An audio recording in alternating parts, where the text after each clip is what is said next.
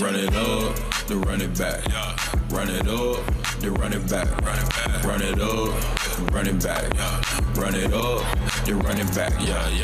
Oh, hello. Happy day. Happy Monday. Good day to you all. Chandler P. Lou Will. How's everybody's weekends? Everyone do their Mother's Day. I saw Lou did Mother's Day big, Chandler. I really hope you came through as well.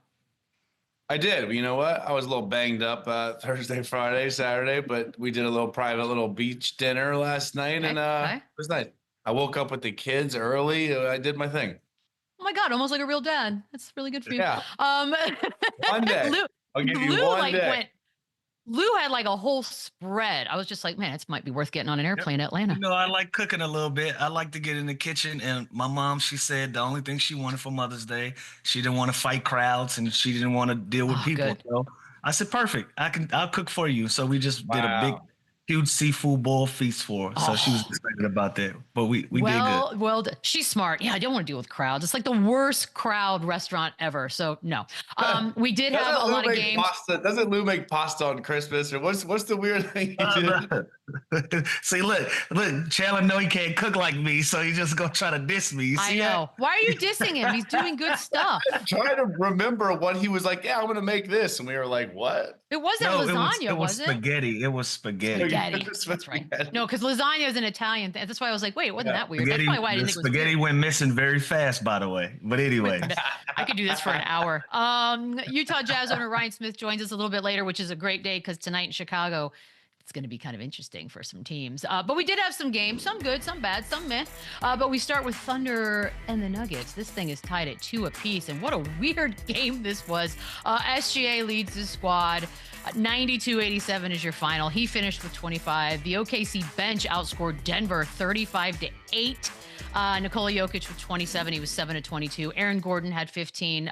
Look, entering game 4, SGA was shooting 18% in the 4 clutch games in these playoffs. Yesterday, 3 of 4, scored 6 points. It looked like they were in big time danger of going down 3-1, which would have been shocking. So, Lou, I'll start with you. The potential, perhaps presumptive MVP. Did he save the season? I think he did what he was supposed to do. Like at this point in the series, nobody is going to surprise anybody. Like Denver knows OKC's game plan and vice versa. At this point, it's just going to come down who's going to be efficient on the offensive end, which neither one of those teams were. It's going to come down to who's not going to turn the ball over. They were pretty even in turnovers. And who's going to make plays. SGA made plays at the end of the game where they needed them. You know, if you're asking me who saved the day, who saved the game, it's going to be the bench for me. You know, I'll let Chandler speak in detail about the impact that their bench made, but you know, when you can get good minutes out of Isaiah Joe, Aaron Wiggins, I'm messing up his name, Aaron Wiggins, Isaiah Joe, and obviously the impact that Caruso has been able to have just by making shots, being disruptive on the defensive end, and accepting the challenge of guarding Jamal Murray and making touches tough for him. Those are the guys I feel like won that basketball game. Like when you can reach to your bench and get 10 to 12 points out of 2 or 3 different guys, that's going to get you over the hump. But you also have the luxury of having the MVP on your team and giving him the basketball and making plays at the end of the game. So those are the guys that did it for me. Yeah, and I think this series is awesome. And you can look at it a couple different ways, but this is great for the Thunder. This is great for such a young team to get tested against the former champs, you know, experienced team. You know, Jokic, Murray, Gordon, these guys have all been there before and played at the highest level. And this is the MVP against the MVP runner-up, most likely. It's been a different X factor every single game. And we haven't seen the team's best outside of the Thunder that game, too, where they bounced back with a huge whooping on them. But this is huge to me. If I'm the Thunder, I feel great about this because I haven't played my best basketball. I haven't been the most consistent. I'm getting a lot from my bench, which is probably the deepest in the NBA with so many young assets that I'm sure we're going to get into here. But and just the way SGA carries himself, he hasn't been that dominant, but he's picked and choose. He's got their clutch baskets last game, and the way he just smiling after a loss, walking off the court, saying it's easy to talk and smile when you're up. He's doing it when they're down 2-1. He's doing it when at the press conference when they lost game 1 of the series, and everyone was kind of surprised. he stays the same. His calmness has got to be so refreshing for this young locker room, and it never alters. It never changes. And you can just see that this team rallies around a guy like that, and his mental is wise beyond his years. The kid is so impressive. Obviously, he's great at basketball, but just the way he carries himself, I couldn't ask for like a better leader if I'm Sam Presti, if I'm Dagna on my team, just because this guy, you can't get in his head. You can't alter his mood. It's funny you mentioned the smiling thing, because at first he was getting crushed for that. Like people were not, which by the way, goes to show that the internet's a silly, silly place. But because they were like, how dare you? Right? Like, how dare you smile after a loss? I was like, I mean, look, I think he feels pretty confident. And they've never played in a highly competitive game before. Like people this is a series. Nothing is going to be won or lost in a game except the deciding game. Other than that, you make your adjustments. You know what you did wrong and you know what you did right. And you live to go play another day. And so that just bothers fans when they don't understand stuff. I see Mitchell Robinson getting a hard time about airball and free throws. He got a big one. Yep. Yeah. But his thing is like, bro, it's a reason they're fouling me. I know that I'm struggling at the free throw line. I don't need y'all to tell me this. Like, I don't need help with y'all telling me that I'm struggling to shoot free throws. Like, leave me alone. But the internet is stupid. Well, but then he puts a video out and he's like, the 3 things I care about: my truck, my kid, and basketball. And I was like, wait, why is the truck first? It is. That's really it's like weird. when they asked JJ Redick, like, did you think about doing this? Or so it's like, yeah, of course. Yeah, I have all these experienced vet head coaches. And they asked Steve Kerr, obviously these coaches know what they're doing. There's a game plan. There's a strategy. When things go rogue, how do coaches adapt and adjust on the fly? I think that's what you can judge them more off of. But some of these questions I'm hearing, some of these pressers are ridiculous, man. You know, in fairness to those who have to ask the questions, sometimes you're just like, man, I've been asking questions since October. I'm out of questions. Like, I think sometimes that just happens, or you freeze. The bench situation, Monday to Friday every week. Amen. No, we want a show Monday through Friday. The 35-8 from the bench, and we're in an interesting part of the season. Again, I mentioned the fact that some of these games over the weekend were very, very weird and very lopsided. We know the depth basically of all of the teams still left playing. When you see a stat like that, Chandler, bench wise, if you look across the landscape of who's left, is this the best bench left in these playoffs? OKC? Yeah, which means it's the best bench in the NBA, the deepest, the most versatile, the most assets. This team is so good defensively. You guys got guys like Caruso, and to me, there's Isaiah Joe's great. Wiggins has been great. You know what you're going to get from Caruso, but there's no holes in this team. And Cason Wallace is probably my favorite of all of them. He's a dude that could go somewhere else, have huge impact, be a bona fide starter. He absolutely clamped. There's guys like Topic and Osman Jang that are lottery picks, probably never even heard of. They don't even play. They don't even touch the floor. And we're talking about like the 11th and the 12th pick in the draft the last couple of years who get no burn. And they're so good. Kendrick Williams, another guy, he's kind of a vet guy that played spot minutes throughout the season, he's like a plug and play guy. And it truly every team always says, next man up mentality. This team can do that more than anybody. This team has the deepest roster. This team is, for such a young team, they all seem to know their roles. They all seem to fit in. They all seem to follow the pecking order. I'm not there, but there's no egos. There's no drama coming out of OKC ever, which is so hard when it's such a young team that, let's face it, they're all trying to get paid. They all probably want to do more. They all probably want more shots. Isaiah Joe probably thinks he can go and start somewhere. Cason Wallace probably thinks I can go and get 20, 25 a year somewhere else, but it doesn't, and they probably do think that, but it doesn't let them alter their effort and their mindset going into each game. They're always ready to play. That to me is the most impressive part. I don't know how they do it. I played on a lot of teams, a lot of young guys, and I was a young guy myself. I wanted more. I left Houston to get more in Dallas. Like these guys, and I'm sure some of them will, but it's just so impressive how mature and how poised this team is and how they all just clamp. Like they all defend. It's unbelievable. Shine a light on Alex Caruso, though. Out of all of those guys, Caruso, the one guy that's playing starter minutes, he's accepted the challenge. Like, I'm going to put Jamal Murray in a position he's going to have to earn every single thing that he's going to get on his basketball floor. Like, he's one of those guys, his impact doesn't show up on the box score. Like, yeah, he had 10 points, then he was efficient, but he's going out there, he's keeping possessions alive, not even just on the offensive end, on getting offensive rebounds. He's smacking the ball in, he's keeping the basketball alive, he's pressuring 94 feet. He's doing all the little intangible things that you would expect a guy like him to do, and he's going out there and just making life difficult for anybody he's guarding, especially Jamal Murray.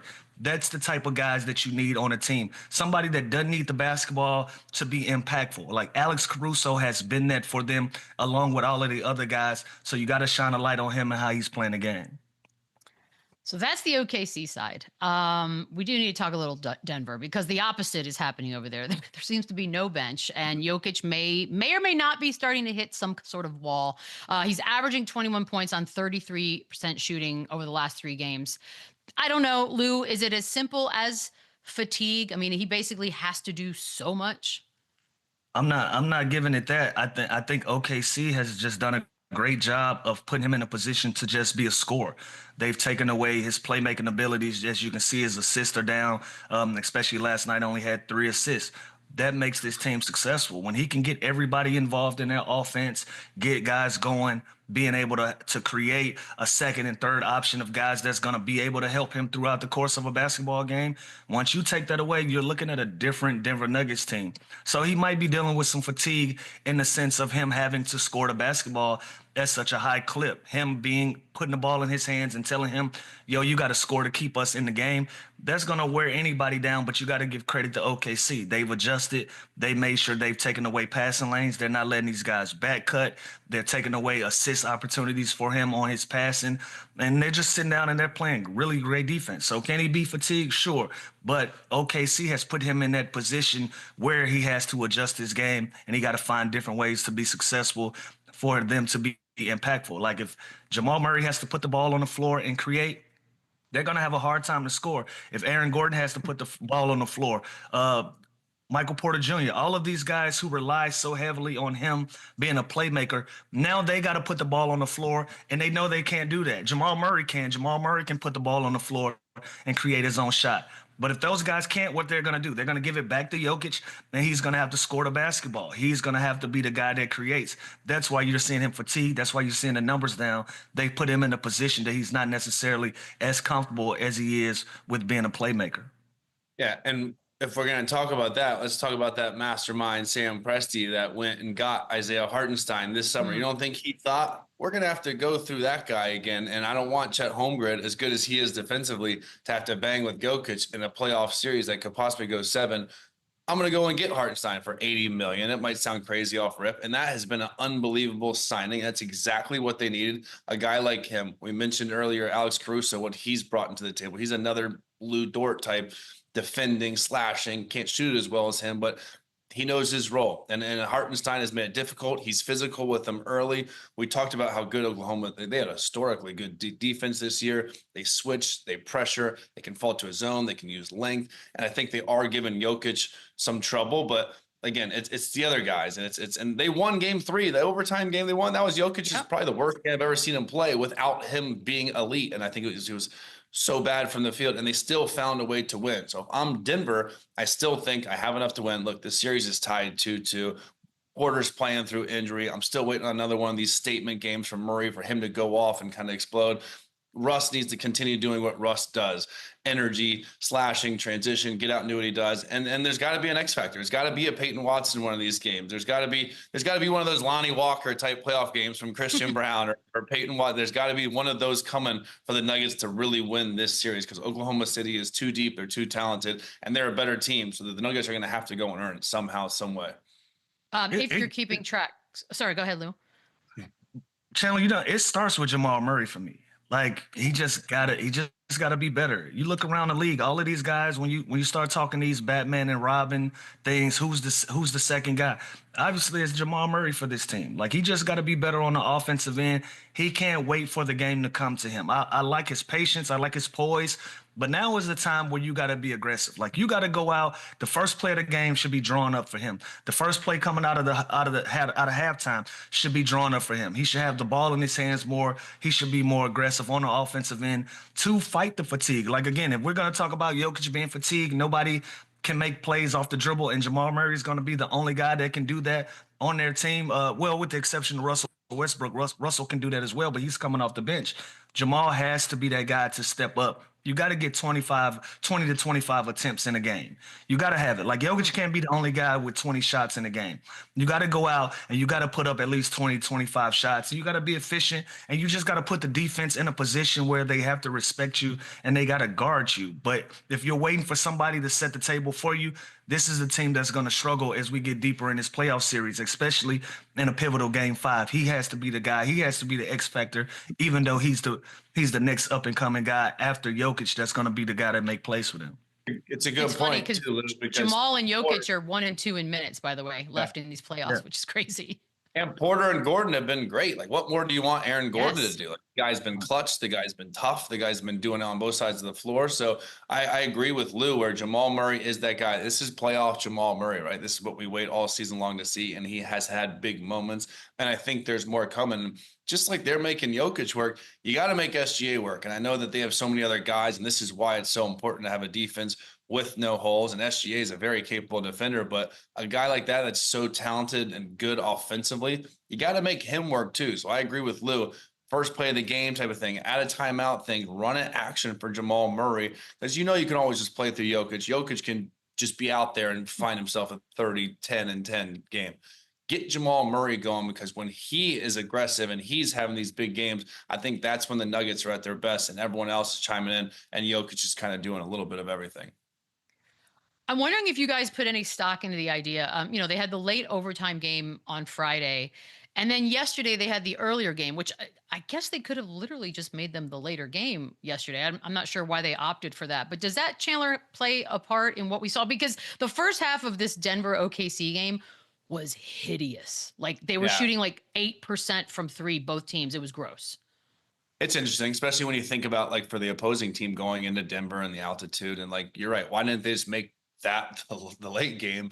And the scheduling is random. And then if you look at, like, the Golden State series, if it goes to 6, they got like 3 days off before game 6, which is awesome for Steph Curry and his hamstring. But, like, how does that work? This team's played 6 games in 4 nights or something, or no, 4 games in 6 nights. You. And it's a bad beat. But again, everybody's tired. This is randomly. It's not like they're picking on, this series of the Nuggets, but that definitely hurts when also you're a team that's basically playing 6, 7 guys too. You're not the deepest team. You're traveling. It's not the easiest, but you can't really look at that as an excuse, but it's definitely a tough draw. I'm giving it nothing. That's the penalty of going 7 games. Yeah, that's the penalty of going 7 games. It has to be some penalty for you going deep into a playoff series. Denver went deep in the playoff series, and now you have it. These games are going to be every other day. I know at the beginning of the series, sometimes you get those 2 days in between games 2 and 3. Other than that, these games are going to go every other day, especially on the weekends. On the weekends, we need something to watch. It's also the sports entertainment business. We need something to do. On Mother's Day, when we're sitting around and cooking and doing all these things, what are we going to watch? We're going to watch NBA basketball. So, yeah, it is a bad beat, but you can't make that be an excuse, or you can't let that be a part of your psyche at all. You got to go out there and play the game whenever it's scheduled and give yourself the best chance to win. Like Chandler just mentioned, going into Denver and the altitude and all those things, OKC still won that game. So make no excuses. You got to go out and play the game that's on the schedule at what time it's on the schedule. And everybody's tired, right? Everybody's banged up. That's the point of this. Like, look at the Cavs. They're like everyone has their own thing, so you can't just point to that. What a segue. A little Segui from Chandler. We're going to look at the Cavs. We're going to look at them right now. Take a look. The other game yesterday. Pacers just with an absolute domination. An absolute. Good Lord. A 3-1 lead now for Indy. 129-109 your final. Donovan Mitchell did leave this one in the third before the third with an ankle injury. Siakam with 21. Miles Turner with 20. Toppin with 20 off the bench. Darius Garland had 21 points, but the largest halftime lead in NBA postseason history, that was tied yesterday with a 41-point lead. That is, my brain still doesn't process it. We've had some ugly performances. We've had some great performances, but the Cavs are the #1 seed, Chandler. And this was such a good story all season long. As far as an embarrassment is concerned, how are you going to even label this one for Cleveland? It's just ugly. Just this halftime score. I mean, I almost want to go back and watch and just I'm really trying to figure it out. No, you don't. how? And it's like, who are we going to blame for this? Like, here's the thing. We can't just blame the guy that just won Coach of the Year that we praised all season long, Kenny Atkinson, for the job he's done, and then blame him for this. This is the players, man. And Donovan Mitchell, he's been great. And then last night, obviously, I hope his ankle was fine, but he obviously had an off night. They've been dealing with some injuries with Mobley and Hunter and Garland. Nothing substantial, nothing serious to keep them out, but no doubt they're probably banged up. They're not at 100%. Like we just talked about with Denver. Nobody is right now. So they are the best. They are the better team here, but that doesn't matter come playoff time. That doesn't matter come series. And the Pacers are proving that to be incorrect. And this is why I think we didn't sleep on the Cleveland Cavaliers this year. This is why we didn't give them respect and the flowers, because we haven't seen them do it when it matters the most. And that's the playoffs. And this is when it matters the most. And they're getting absolutely just dubbed and punked, and they're getting out physical. They're not capitalizing on any mistakes the Pacers are doing. The Pacers are still just slow and steady, and they're making the right plays. They're getting a little bit of everything. Their bench has been so good with TJ McConnell and Matherin, and Obi Toppin has been unbelievable. So they have this balanced attack. You don't even need Halliburton to be that aggressive scorer when you have so many guys chipping in. Turner shooting the ball well from three. Siakam giving you 20 to 25 points. They're so balanced in the way they play, and they're confident. And Rick Carlisle had said it best. He said, look, we're up 3-1. We haven't done anything yet. So, like, this series, again, it's not over. It's in severe jeopardy, especially if Donovan Mitchell is out. But just super impressed with how the Pacers kind of flew under the radar, slow start, handled themselves all year long. They're fully healthy, and they are balling right now. And they are proving that this is a bad matchup for the Cavs. And they've been the better team by far. It hasn't even been close. I'll give you the cliff notes, Chandler. You ain't got to go back and rewatch this game. It was over in the first 5 minutes. Listen, the start of the game, they turned the ball over on the opening tip-off. Like, that's almost impossible to do. This is a drawn-up play that you go over. You probably go over it and shoot around. You go Did we lose Lou? over it pregame. Then you start the game and you turn up. Did you lose me? I did for a second.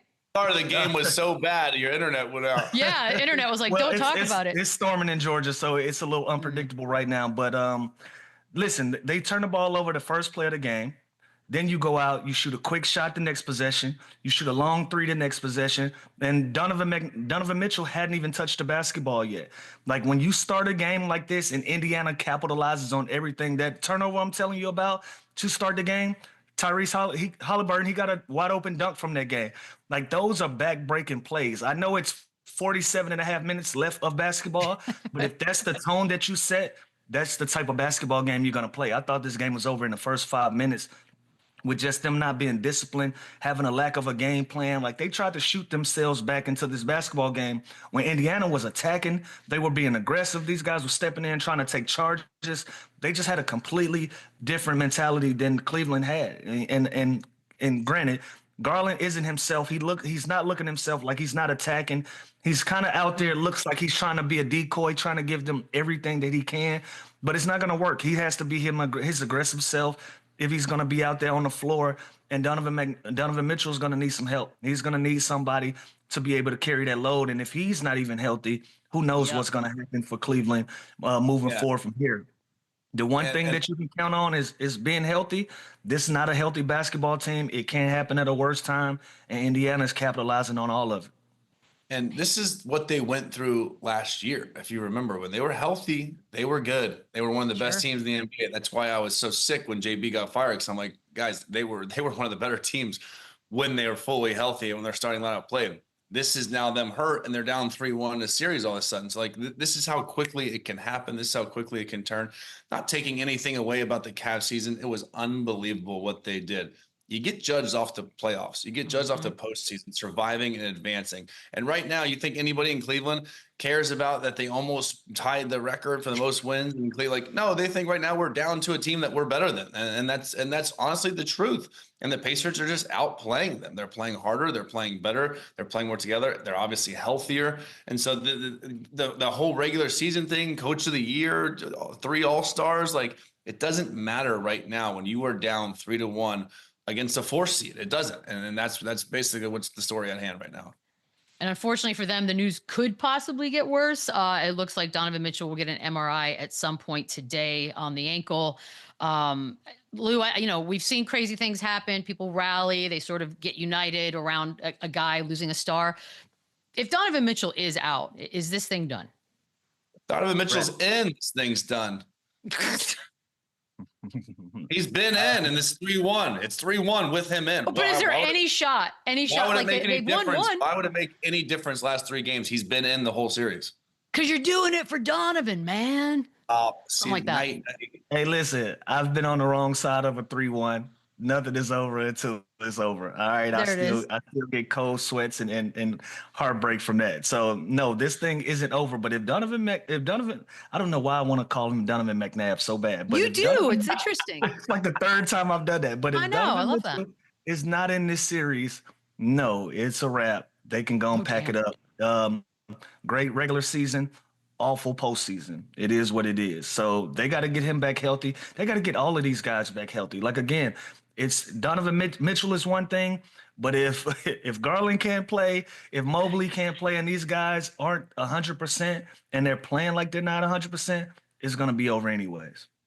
Yeah. And again, it's with these guys out, like Ty Jerome, he's been great all season long. He's really struggled this series with more opportunity, with more load. Sam Merrill, he struggled. So these guys that are kind of playing in their role during the season, who really, thrived, they're not doing that now with more opportunity and role in the playoffs. So this team fully healthy during the regular season, really, really good. This team banged up in the playoffs against the Indiana Pacers, really, really bad.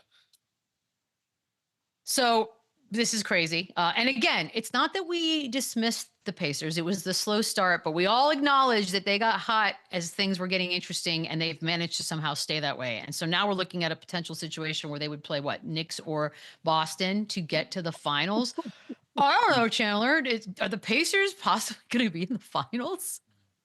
Yeah, I mean, like anything's possible now, especially if the Knicks. Obviously, if I'm them and we're thinking, really far ahead here, I'd obviously rather the Knicks than the Celtics, and that series is nowhere close to being finished either. But this team is dangerous, and when you have the depth, you have experience, you have a true point guard that can control the whole pace and speed of a game. They just put you in so many early actions and pick and roll and transition threes. They have athletes. They have a pick and pop 5 and Miles Turner that's been doing everything. They have a guy Siakam that you can slow it down to, kind of like a Jimmy Butler for them, where you can get a mismatch, throw the ball in the post, create double teams, and then have guys like Neesmith and Nembhard and Halliburton, all these guys that knock down shots at a high clip. They are super, super dangerous. And again, small market team, didn't have a lot of national TV games. That's fine. They're doing it now on the biggest stage when it matters. They're obviously well coached with Rick Carlisle, who's been there before. He's a proven championship coach. And they're scary. They're a very, very scary team. When you're that good offensively and you have guys like TJ McConnell and these tough guys coming off the bench that make an impact, you are a tough out for anybody. And it's going to be fun. I mean, I think they're going to get past the Cavs, which means they're going to be in the Eastern Conference Finals, which is absolutely ridiculous and such a great story and a great season for them. So I'm happy for them. And I think, depending on their matchup there, I think they can go even further. Crazy times. Can we look at the Obi Toppin moment? It's a little homage, if you will, to the great doctor. I'm going to show it up there. There it is. On the same day as well. How crazy is that? I know, 45 years later. Bam. How nuts is that? The same exact day. How does that happen? Don't tell me there's not a such thing as the basketball gods. Look at this. Oh, I mean, the spirit was in him. Oh, that's insane. Come on, guys. That's crazy. This won't even be on his highlight tape when he retires either, which is crazy. Chandler, I'm gonna stop you. I'm gonna stop you. Oh, okay. He's had so many crazy dunks. He's had so many crazy dunks. This won't even be one of his spirit to plays. This. The coincidence and the story of the same day. It'll be on there now, and every time we see it, it'll be a split screen of Dr. J as well. It'll be on. I mean, look at that. That's an incredible split screen. No, it's amazing. And on the same day, 45 years later, you can't draw that up in a better scenario. That's amazing to see.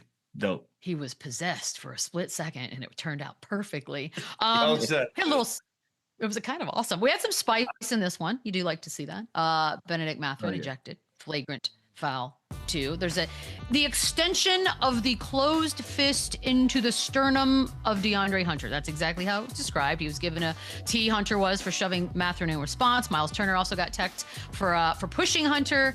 But it was Mathurin that got ejected. Chandler, deserved or no?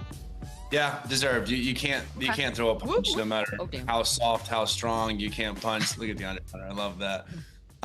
These guys have been getting into it for a couple games before. This has kind of been ongoing throughout this series. And yeah, you can't ever close your fist and swing on someone. I thought initially he hit him where the sun doesn't shine, which would have been, I think, worse, but who's not going to react like that? So I love the fact, I think the refs got this right. You eject the guy that started it. You eject the guy that threw the punch. DeAndre Hunter, of course, is going to react and push him. He didn't punch him. He didn't do anything too physical. It just literally pushed him, said his piece, and it was over with. So I think the refs actually got this right. And again, this has been going on for a couple of games now. They've been chirping, so it just kind of boiled over. And there's frustrations, I'm sure. And DeAndre's hurt. He's hurt on the play that Mathurin hurt him. So there's some history here, but I think they got it right. And luckily Indiana played the way that they did, right? Because Mathurin has to lock back in, and he has to remember he got a hoop too. Like this is every game that he's been involved in some type of scrum, and 90% of them he's been initiating it. And I understand guys are a part of the playoffs, and this is your opportunity to make a splash, and you see other guys doing it, and you know that the world is watching. You got to lock back in and start hooping again too, bro. Like, this is cool, and it's cool to be disruptive. It's cool to try to get under guys' skin, but you still got to hoop. You know, getting kicked out of this game so early, this could have backfired. This could have went the wrong way. And now you're looking at a 2-2 series based on an action that you made opposed to being up 3-1. So now that you've had that opportunity to kind of get that out of your system, game 5, you got to lock in and play basketball and stop worrying about all of the other stuff. A good point. This was early in the game. He's a huge piece to the team. He's valuable. He's, you know, a great scorer off the bench. So to put their team in jeopardy doing this early, they lose this game. You can look to Benedict Mathurin and immaturity and you know, frustrating kind of led them to that. So he's too good of a player to take himself out of a ball game when his team needs him the most. Like Lou said, they're lucky they won this game, because if Cleveland ended up winning this game, it's 2-2 and Mathurin gets tossed in the first quarter, that is not a good look. It's not as cool if that happens. All right, we're going to take a quick break. More games, T-Wolves, Warriors. We'll talk that next on the other side. They're running back. Well, how about this other little series we've got going over here in Minnesota? With the win, they got the 2-1 series lead in that one. Ant with 36. Julius Randle finished with 24, 10, and 12. Second player in team history with a triple-double. Woohoo! Jimmy Butler with 33. And Kuminga, man, 30 points off the bench. Love to see that. Yeah, their 18th playoff win in the 5 seasons that Ant's been there. In the 31 seasons before Anthony Edwards, they had 18 playoff wins total. So that's a pretty remarkable stat. Legend. How soon before he's the top legend in T-Wolves history, Chandler? He's knocking on the door. I mean, KG's probably the GOAT, you know, Minnesota Timberwolves. Look at a guy like Kevin Love, Towns, but I mean, it's Anthony Edwards' team. It's Anthony Edwards' future. Looking at possible back-to-back Western Conference Finals if they can get past the Warriors this year, and just the way he plays, how much excitement he's brought to this franchise, and this team is good. They have such a great core and nucleus that defend well. They're well coached. It's a team that we were kind of a little up where we weren't too high on with this cat trade, but now over time they've kind of found ways to implement Julius Randle on the floor with and without Rudy Gobert on the floor. They have a great elite small ball lineup with Naz Reid or Julius Randle at the 5. They've had these wings with, you know, Alexander Walker has been great. Dante's starting to play better and giving you a little bit of that Knicks Dante DiVincenzo. Jaden McDaniels is one of the biggest bargains, biggest steals in the NBA, the way he's a two-way player and can lock down, defend guards, bigs, wings. He can do it all. But it's all about Anthony Edwards, and it's all about this guy's just athletic ability, his offensive game, his charisma, everything he does is exactly what you want for a franchise player. So I think it's KG is the best, but Anthony Edwards is number 2, and he's right on his tail. Lou, did you want to add anything to that before we go on to Julius Randle? That's a feel-good story of these playoffs? Nope, I got nothing. Good. I think Chandler said that perfectly. All right, then let's get to Randle, because the last of the times we really got to see Randle in the playoffs was in a Knicks uniform. And I'll never forget the fans ripping down the Randle posters on their way out of the Garden. And so now here we are where Chris Finch, his coach, is saying that it's his playmaking and decision-making that has turned the entire season around. Lou, I love the juxtaposition of what was once thought of Julius Randle to this version of Julius Randle. How great has he been for this team? He's been really good, and I got to agree with his coach. The two things that he's improved on is his decision making and being able to make plays and make quality plays. I think he's always tried to be a playmaker, but it didn't go his way. But it wasn't something that he quit on. He just refined it. He found a different way to do it. He found a more efficient way to do it. Like this pass right here that we're seeing on screen to Ant Edwards. Like he probably would have did too much. That play right there he's catching. He probably would have put this ball down and went and played in traffic. Instead, he's taking everything that the game is affording him, and he's not rushing anything. He's not a bull in a china shop trying to initiate contact and go play. He's taking everything that the game has given him, going out there and just making efficient plays. And I think that's been one of the best things that he can be able to do as a young player, especially. You know, he's been in some scenarios where he's not necessarily getting coached or asked to be anything different than what he is. And so when you're that type of player, you go out there and you play like that. If nobody's telling you something is wrong or it's not working, you're going to continue to do it. Now that he's in Minnesota, he's probably had a coach and a Coach Finch tell him, look, we love your ability to make plays, but try to make them out of the post. Try to just make the simple play. Don't make the home run plays. And I think that's what's been able to get Julius over the edge and get him over the hump of just being a solid basketball player into who he is now. And the only thing that he's ever been missing was just to be efficient, not turn the basketball over, and not give defenses an opportunity to load up on you on the defensive end. He's taking what's given to him on the offensive end. On defense, he's playing well, and Minnesota's been a great fit for him so far. Started off a little rocky, we didn't really know where we were going to go with it. But now they found a sweet spot. They found something that works for them. And Julius Randle has been a big, big catalyst for that.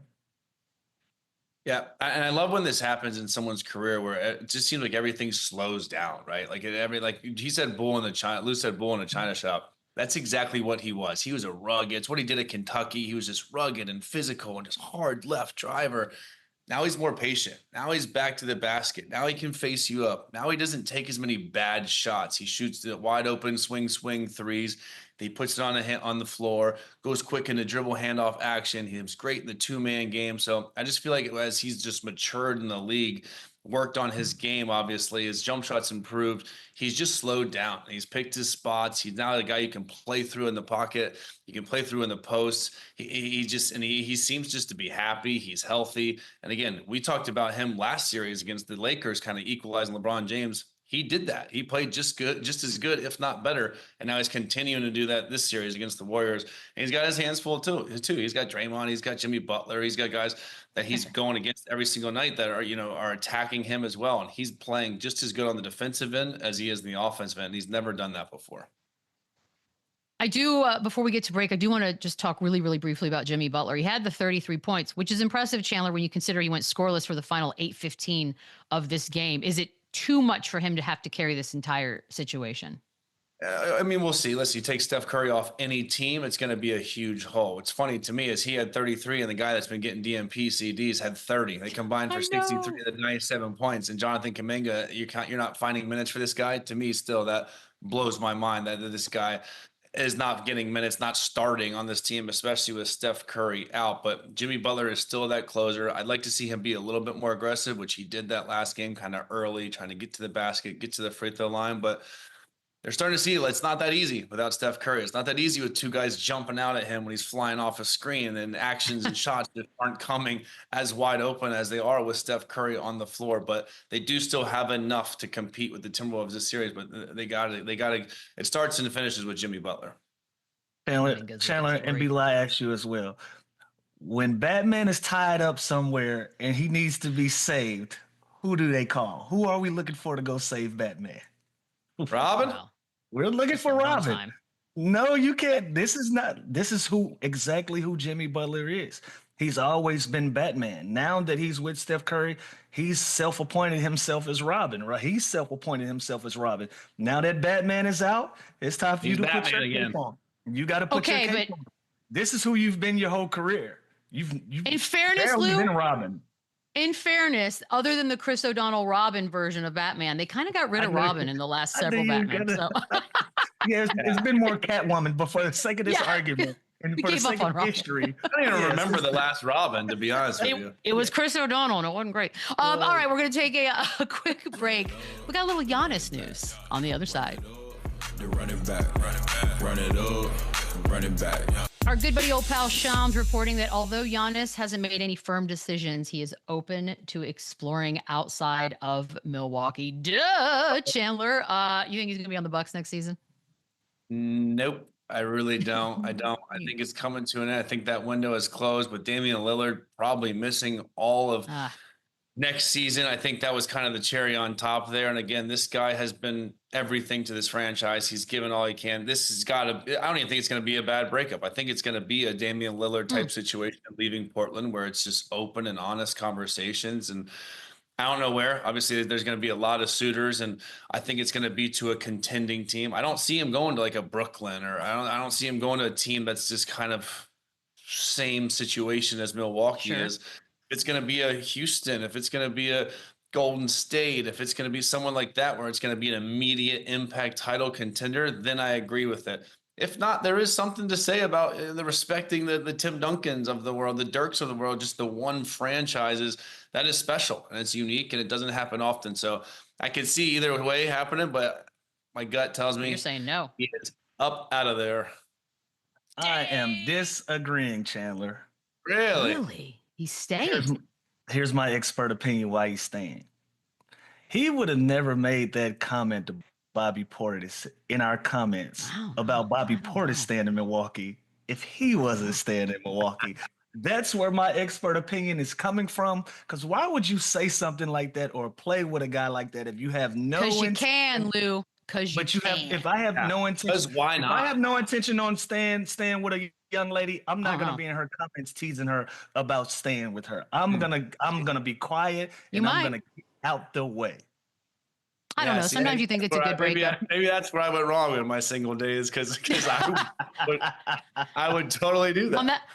By the way, on that note, before Chandler gets himself in any more trouble, yes, let's bring him in right now, owner of the Utah Jazz, and now the newly finally named Utah Mammoth of the NHL, Ryan Smith, joining us. First of all, thank you for the time. Today's a fun day for you guys potentially with the draft lottery this evening. A 14% chance at the number one pick. Number one, are you feeling lucky? And number two, it's a pretty decent draft. If you don't get one, how are you feeling?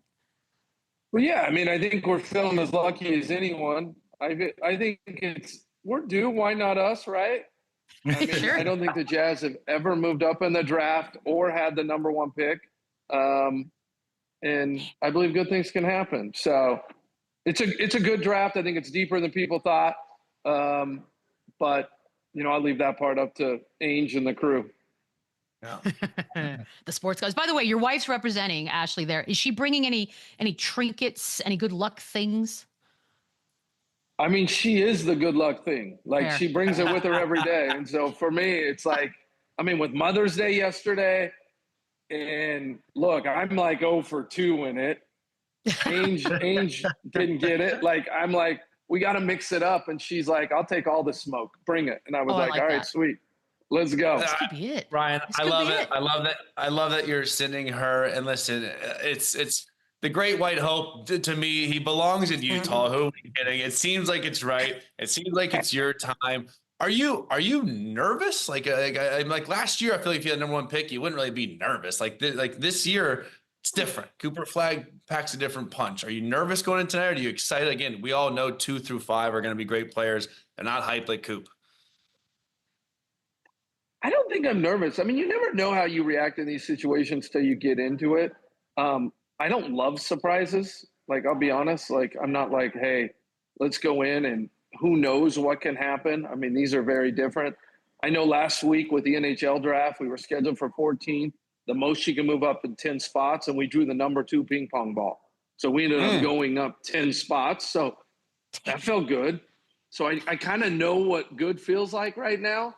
And like, we need a little bit more of that, but I'm not nervous. I want to move on and like go and like do it, That's fair. That is fair. By the way, this is complete like a journalism question or maybe a psycho question. Is there a world, if you guys do get the #1 pick, where you would potentially even listen to what the others would be willing to give you guys for that spot? Well, I have Danny Ainge running the franchise who did have the #1 pick and did move back for Jason Tatum, which no one saw coming. So No one. Out of anyone on the planet, he's always open.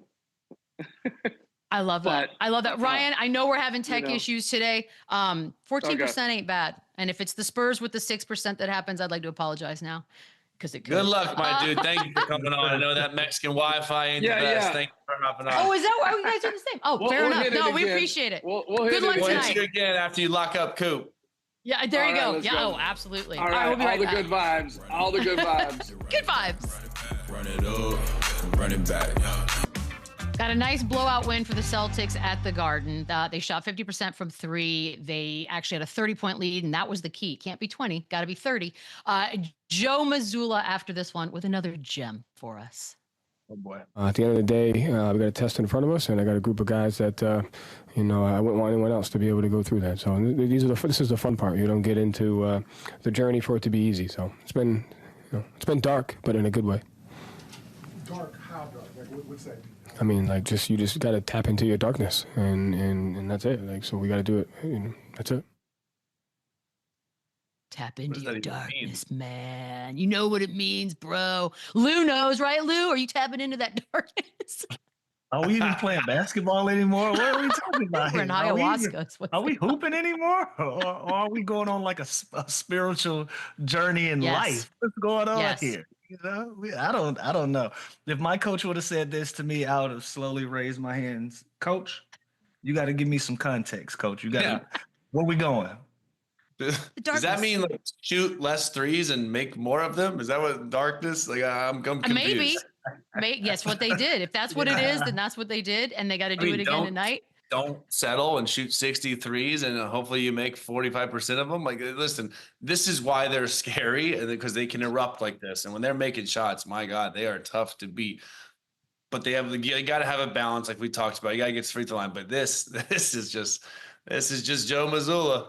Yo, he's like I Jim love Morrison, you trying dude. to find an angle out of that, Chandler. I love the fact that you tried to find an angle out of that because I liked it. Look, they're up backs against the wall. That's the darkness is these are must-win situations for them. They put themselves in a hole. That's the darkness. Sam Cassell will be my first call when I get off with you guys. I gotta understand. Get the scoop. Gotta know. Get the scoop. By the way, who's under more pressure tonight, Chandler? Knicks, Celtics, go. The Utah Jazz. They better get that #1 pick. That's fair. That's pressure. Ryan Smith, this is your time. Are you kidding me? Cooper Flag, Utah has the pasty white skin on the purple jerseys. It just makes too much sense. Hey, Why is he gonna be pasty? Can you get some Why color? did you give this gentleman It the makes floor at sense. the end of the show?